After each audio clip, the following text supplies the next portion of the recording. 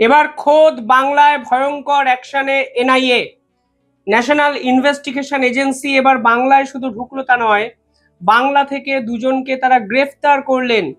এবং যে অভিযোগে গ্রেফতার করা হলো তা নিঃসন্দেহে ভয়ঙ্কর।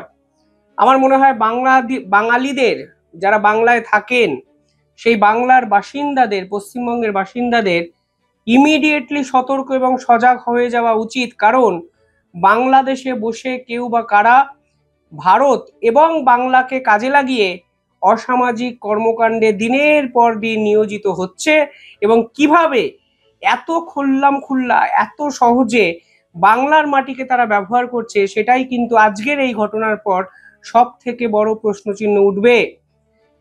বাংলাদেশ থেকে এক মাইনর গার্ল, অর্থাৎ যার বয়স 18 বছর হয়নি, এই রকম এক কুমারীকে কিডন্যাপ করে ভারতে নিয়ে আসা হয়। স্বাভাবিকভাবেই ভারত সরকার এই পুরো বিষয়টায় ঝাঁপিয়ে পড়ে, এবং যখন ইনভেস্টিগেশন শুরু করা হয় তখন দেখা যায় বাংলাকে কাজে লাগিয়ে সেই মাইনর গার্লটি, অর্থাৎ সেই কুমারী মেয়েটিকে কটকে নিয়ে যাওয়া হয়েছে। কটক থেকে সেই মেয়েটিকে উদ্ধার করা হয়, এবং এরপর এই চক্রের সঙ্গে যারা যারা জড়িত তাদের খোঁজার জন্য তল্লাশি শুরু করে ন্যাশনাল ইনভেস্টিগেশন এজেন্সি। এই ইনভেস্টিগেশন এজেন্সি এর পর খুঁজতে খুঁজতে খুঁজতে খুঁজতে বুঝতে পারেন এর আসল চক্রের যে মাথা, তারা বাংলাতে বসে আছে। এবং ন্যাশনাল ইনভেস্টিগেশন এজেন্সির কর্তারা কালকে বাংলাতে আসেন এবং বাংলা থেকে দুই ব্যক্তিকে গ্রেফতার করা হয়। তথ্য বলছে সাউথ 24 পরগনা থেকে গ্রেফতার করা হয়েছে, এবং সেই দুই ব্যক্তির নাম হলো আমির আলী শেখ এবং অমল কৃষ্ণ মণ্ডল।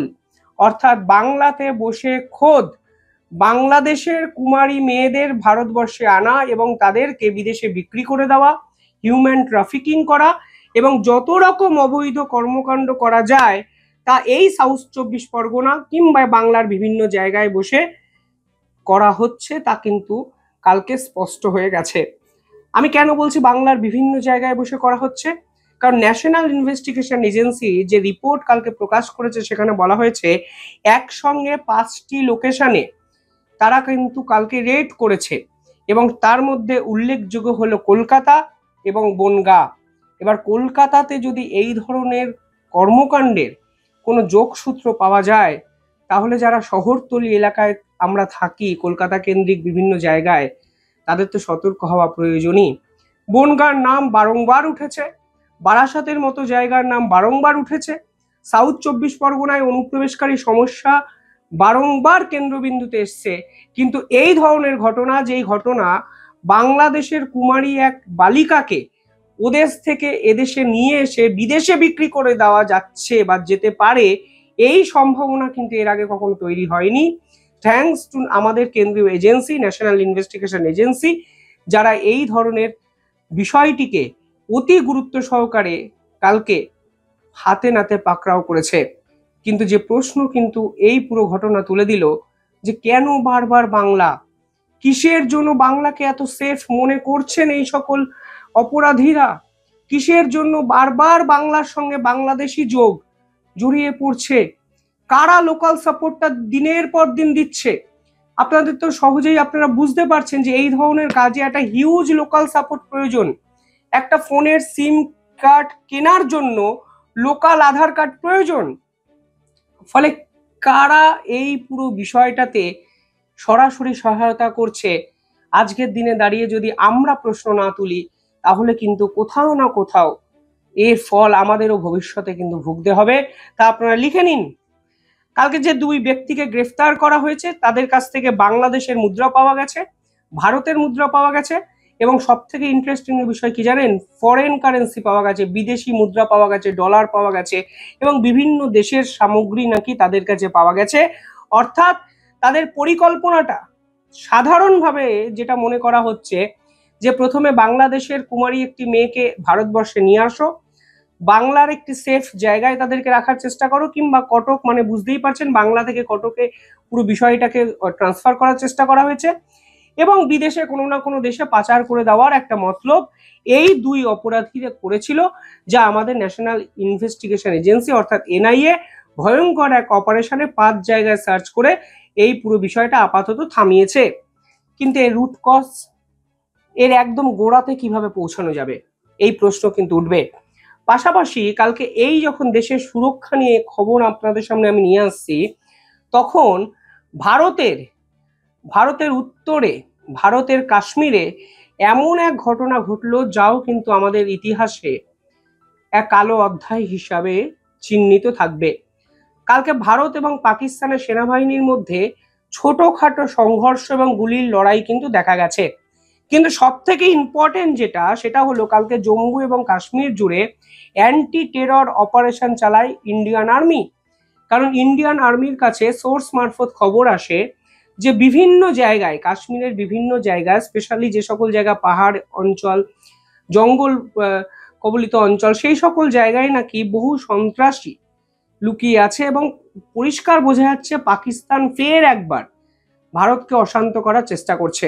কখনো বাংলাদেশকে কাজে লাগিয়ে, কখনো জম্মু কাশ্মীরকে কাজে লাগিয়ে, কখনো পাঞ্জাব সীমান্তকে কাজে লাগিয়ে, কখনো উত্তর পূর্বে 7 সিস্টার্স অর্থাৎ 7টি রাজ্যকে কাজে লাগিয়ে, কোনো না কোনোভাবে আপনারা দেখুন ভারতের ন্যাশনাল ইনভেস্টিগেশন এজেন্সি, কখনো ইন্ডিয়ান আর্মি, কখনো আসাম রাইফেলস, সবাই এঙ্গেজ হয়ে আছে ভারতের সুরক্ষাকে সিকিওর করার জন্য।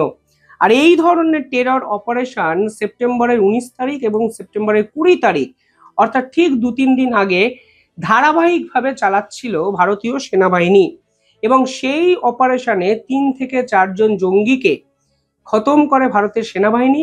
কিন্তু দুঃখের বিষয়, ভারতের এক সেনা কিন্তু এই অপারেশনে নিহত হন।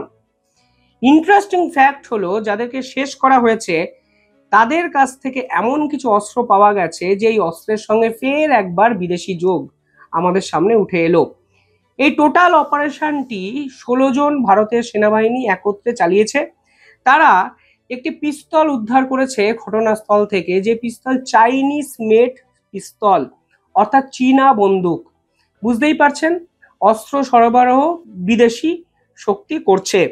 একটি তুর্কিশ পিস্তল পাওয়া গেছে, অর্থাৎ যে তুরস্ককে নিয়ে এত ঝুটঝামেলা, এত বিতর্ক, যে তুরস্ক সরাসরি অপারেশন সিন্দুরে পাকিস্তানকে সাপোর্ট করেছে এবং পাকিস্তানকে সাপোর্ট ডিপ্লোম্যাটিক, ফিনান্সিয়ালি, আর্মড দিয়ে, সমস্ত দিক দিয়ে করেছে। এখন তাদেরই ট্যুরিজম ভেঙে পড়েছে, ভারতীয়রা বয়কট করেছে বলে সেই তুরস্কর পিস্তল ঢুকে যাচ্ছে কাশ্মীরে। মানে বোঝার চেষ্টা করুন কিভাবে ভারতকে অশান্ত করার চেষ্টা করছে।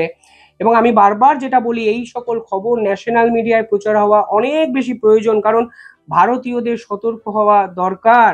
শুধুমাত্র ভারতীয় সেনাবাহিনী এই পুরো বিষয়গুলো একা সামলাতে পারবে না। আমাদের জানা প্রয়োজন যে আমাদের পারিপার্শ্বিক আশেপাশে কি ধরনের ঘটনাগুলো ঘটছে।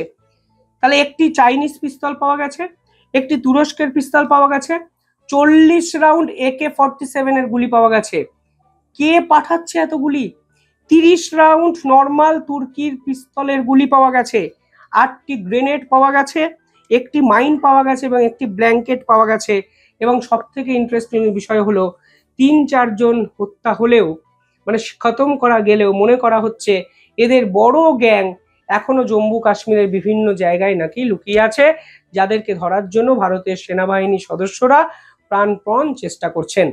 অর্থাৎ আজকে ভারতের সুরক্ষা ওরিয়েন্টেড এমন দুটো খবর একসঙ্গে উঠে এলো, যা কিন্তু সত্যি ভারতীয়দের জন্য অত্যন্ত চিন্তার কারণ হতে পারে। আমরা ধন্যবাদ জানাই ভারতের সেনাবাহিনীকে, যে দিনের পর দিন আমাদের সুরক্ষিত রাখছে। এনআইএর সদস্যদের, যারা দিনের পর দিন এই ধরনের সার্চ অপারেশন, ভয়ঙ্কর অ্যাকশনে ঝাঁপিয়ে পড়ছে।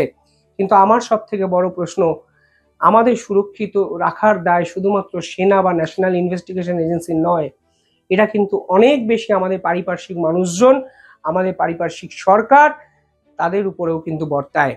লোকাল সাপোর্ট যদি এদের দেওয়া না হয়, তাহলে কোনোভাবেই এরা আপনার বাড়িতেও ঢুকতে পারবে না। পারবে কি? এই প্রশ্ন থেকেই যায়।